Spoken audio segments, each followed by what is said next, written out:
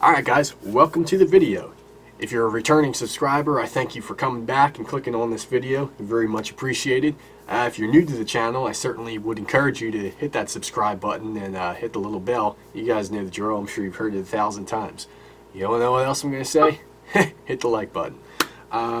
Also, if you're new to the channel, I would encourage you, if you haven't seen this series yet, check out some of the older videos. I would recommend watching them all in series, because I think if you're looking to gain anything other than just pure entertainment from watching these videos, you'll gain the most by watching the videos in series. And I do kind of mention why that is in some of the prior videos.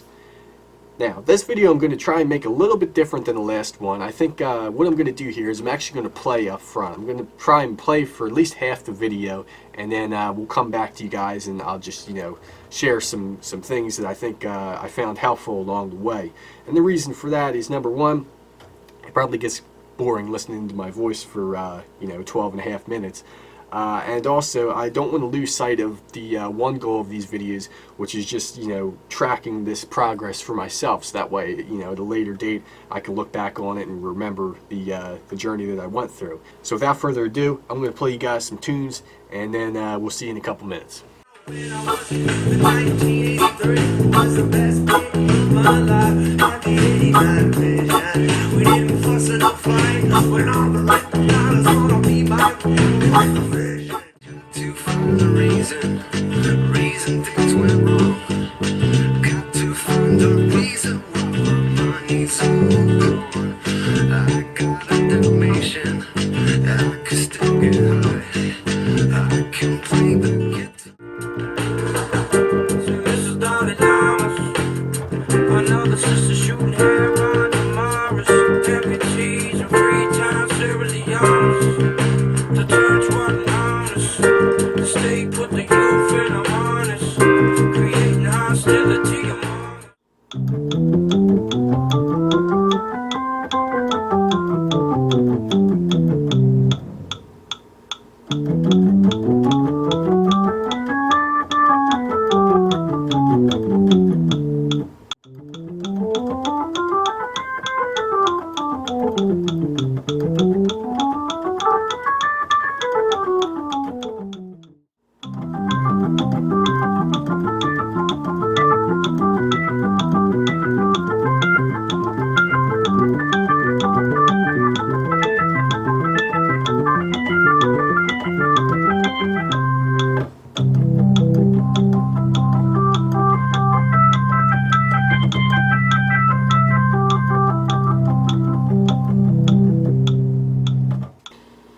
As far as these rudimentary exercises, our scales, our arpeggios, and all of those things, of course we're trying to continue building this foundation as we go. So I'm trying to spend, out of my 2 hours a day total that I practice, about 45 minutes on them.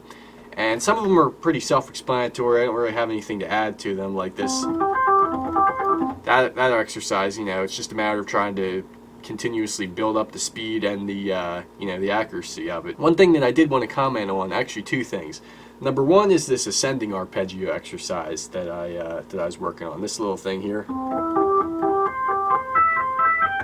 We talked about in the previous video how there are seem to be guidelines for the correct way to finger triads, and so in following those guidelines, we're pretty much applying them to this exercise. So, for example, you may remember 1-3-5 for first, that we're talking about right hand now. Root inversion, major triad, 1-3-5. First inversion, 1-2-5. Second inversion, 1-3-5 again. Right? So that pattern is the same thing we're using for this ascending exercise. So we're doing 1-3-5. Then for this next thing, which is like our first inversion, we're just using that first inversion finger pattern.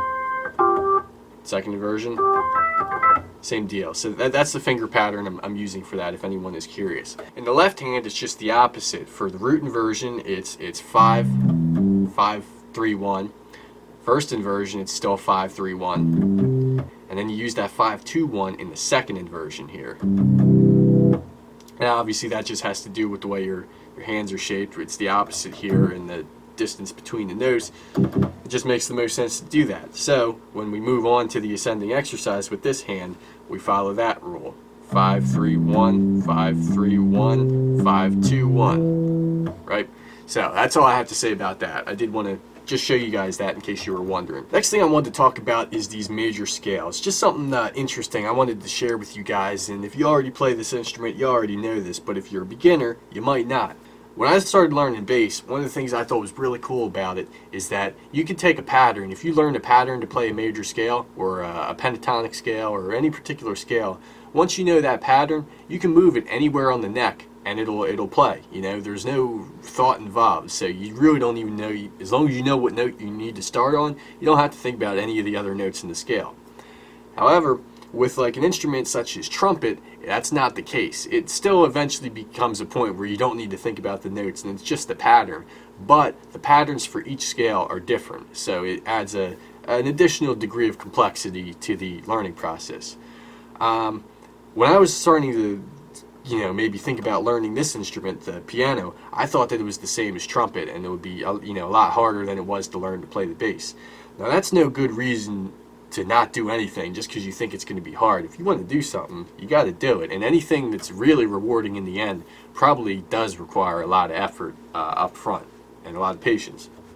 So it was a bad idea anyway for me to look at it that way. But that's how I looked at it for a long time. And as I've come to find out, that wasn't even true. Because here's the deal. This major scale pattern, which we've pretty much gone over enough in prior videos, is actually applicable to quite a number of scales. Not every major scale, but a lot more than just one, which is what I thought. Fact of the matter is, it obviously works for C, it works for D, works for E, G, A, and so on. Pretty much once you have that pattern under your hands, and if you really put the time in working on it and practicing just the C scale, once you got that down, they pretty much fall, the notes fall under your hands, because the deal is, as some of you theory fans may be aware of, any major scale, it always has the same interval between each each respective note. So therefore, once you have that pattern, for the most part, the notes still fall under your hands. There's slight variations, which is just a matter of practicing to get used to that. But for the most part, it's really I'm not going to go as far as to say it's really not that hard, but it is easier than I had personally anticipated it being.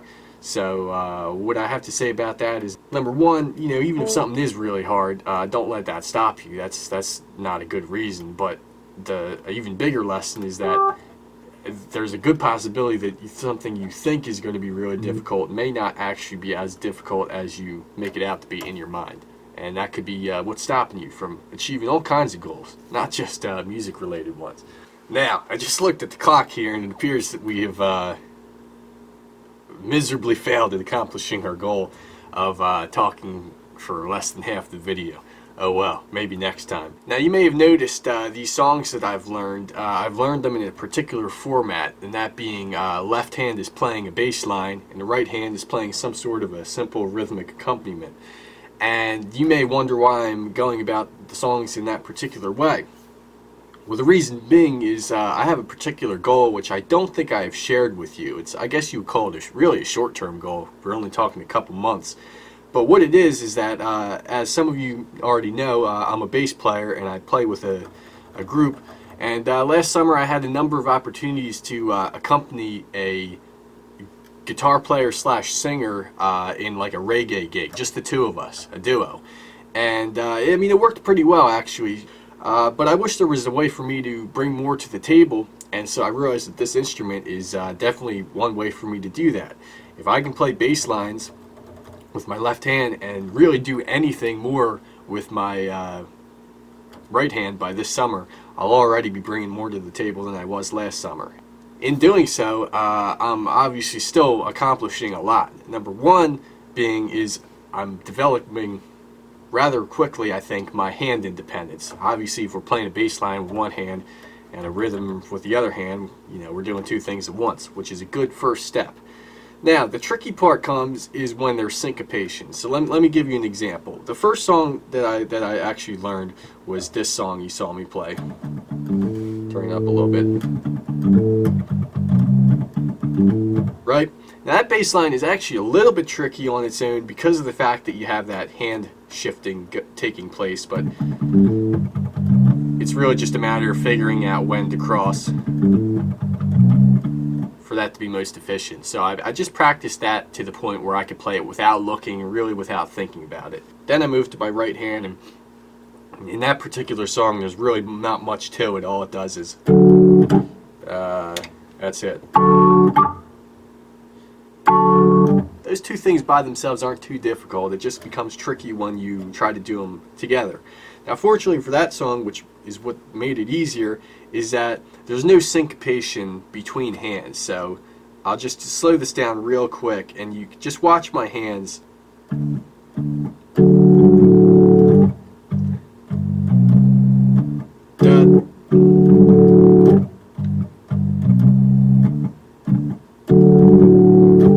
Right? So there's no off-time things going on, so that made that relatively easy. But the song that got tricky is this other one I was playing, which is like, this is what it is.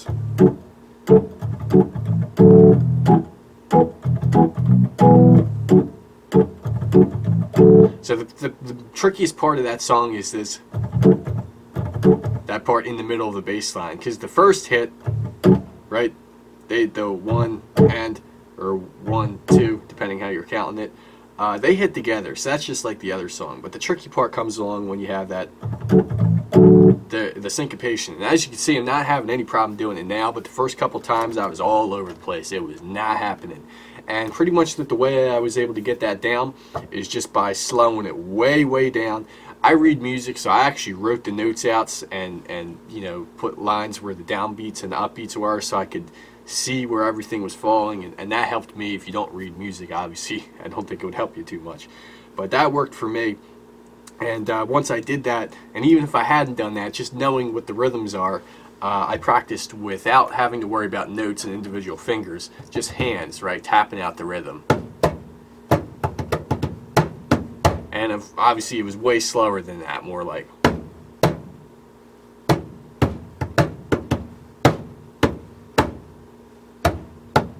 Right, so that's pretty much how I was able to get that down. Now the other song is sort of like a combination of the two. The bass line is very simple.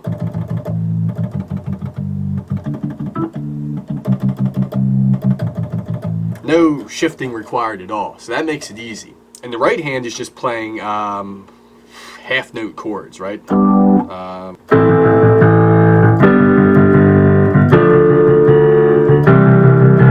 Right, so rhythmically that song is not a difficult song for either hand. I didn't really have to practice the rhythmic aspect of that song at all. However, the thing about that song is that you have you know, some various chord inversion action going on, and so without making this be a lesson of how to play that song, just keep this in mind. There's 3 chords, actually 4, right?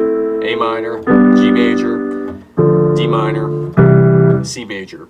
And so what I did for that song is I learned all the inversions for all the chords, right? First root inversion for that chord, right? First inversion. Where's the other one? Right? So learn that for every chord, and then be able to play really any version at any time, improvised, you know. So like I can like play like.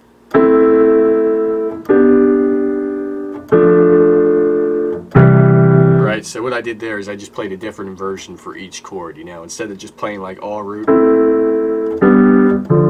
that would be all root, or like all second, right? Just be able to play them all in different orders.